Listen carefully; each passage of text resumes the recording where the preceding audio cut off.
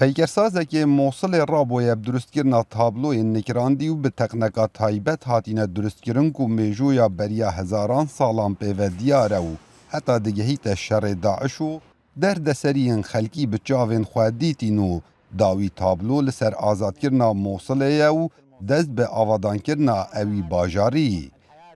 هر کسی سردانا موصله بکتن لتاخ بابل طوب لموصله کون لسر سیاج پارکه که اف پیکرسازه تابلوین خواه دا لقاندینه دا کوج بو خلکی میجویا باجار خواه دیار بکت.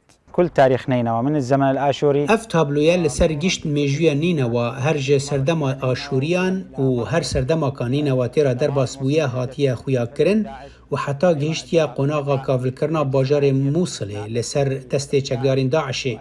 تابلویا که لسر پرا کون یا موصله من درست کریه بری چاو بو نها چاوایه و تابلو هنه لسر آزاد کرنا موصله جدستین داعشه.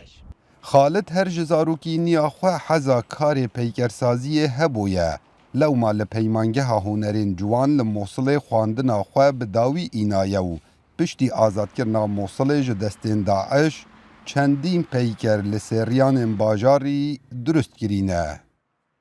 الخبرة أثناء العمل شارزایی لگل بردوامی کار دیت و منزلتری 10 پیکران درست کرنه و هر پیکرک وانه که مزم بویه حتی از گیشتم اوی قناغه و حمد بو خوده من خواندن خود وی درباره دا تمام کریه. الآن تدريسي في هذا المعهد. دتری 10 پیکران اوی گنجی لسنور پارزگه ها نینوا درست کرینه.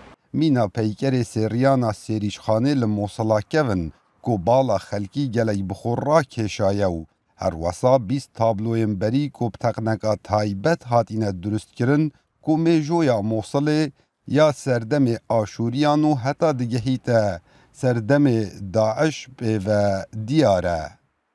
کاوا عمر دنگ امریکا موصل.